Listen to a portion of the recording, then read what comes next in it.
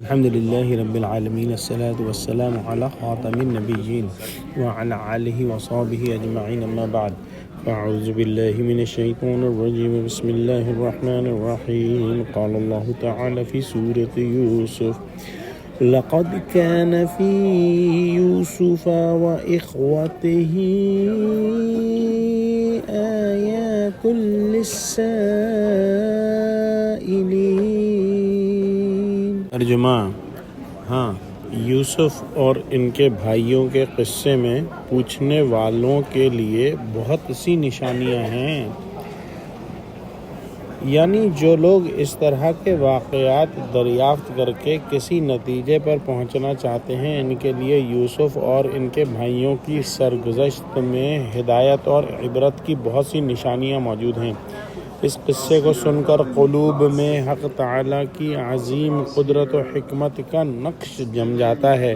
نبی کریم صلی اللہ علیہ وآلہ وسلم کی صداقت کا یہ بیان ثبوت ہے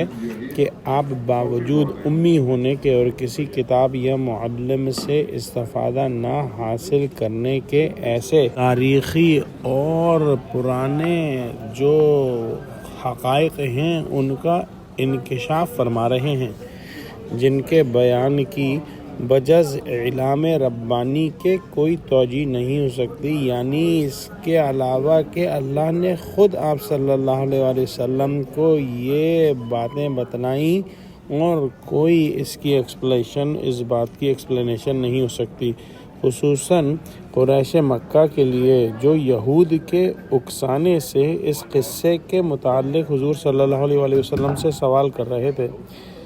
اس واقعے میں بڑا عبرت آموز سبق ہے کہ جس طرح حضرت یوسف کو بھائیوں نے گھر سے نکالا، ان سے حسد کی بنا پر ارادہ اور مشورہ کیا کہ قتل کر دیں یا جلا وطن کر دیں، طرح طرح سے ان کو ایذائیں پہنچائیں، اہانت اور استخفاف میں کوئی دقیقہ نہ اٹھا رکھا۔ آخر اللہ نے ایسا دن دکھایا کہ یوسف علیہ السلام کی طرف شرمندہ، نادم اور محتاج ہو کر آئے۔ یوسف علیہ السلام کو اللہ سبحانہ و تعالی نے دین اور دنیا کے اعلیٰ مناصب پر فائز کیا، اور انہوں نے اپنے عروج اور اقتدار کے وقت بھائیوں کے جرائم سے چشم پوشی کی اور نہایت دریا دلی سے ان کے سب قصور معاف کر دیے۔ ٹھیک اسی طرح سے جیسے حضرت محمد صلی اللہ علیہ وآلہ وسلم کی برادری نے آپ کو بڑے برے منصوبے بنا کر جو ہے دکھ پہنچائے، عزت و آبرو پر حملے کیے اور پھر وطن چھوڑنے پر مجبور کیا، لیکن جلد وہ دن آنے والا تھا جب وطن سے علیحدہ ہو کر آپ صلی اللہ علیہ وآلہ وسلم کی کامیابی اور رفعت شان کا آفتاب چمکا،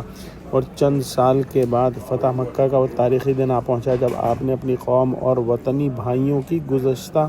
تقصیرات اور قصوروں پر بین ہی حضرت یوسف والے کلمات فرمائے، یعنی لا تثریب علیکم اليوم، یعنی آج کے دن تم لوگوں پر کچھ عتاب اور ملامت نہیں۔ اور آپ صلی اللہ علیہ وآلہ وسلم نے ان لوگوں کو جنہوں نے آپ کے خلاف اتنے اقدام کیے سب کو معاف فرما دیا۔ دعا کرتے ہیں کہ اللہ سبحانہ و تعالی ہم کو قرآن کا فہم عطا فرما، ہم کو سچوں سے جوڑے اور ہم کو صراط مستقیم پر قائم فرما دے، آمین۔ وآخر دعوانا الحمد للہ رب العالمین، والسلام علیکم ورحمۃ اللہ وبرکاتہ۔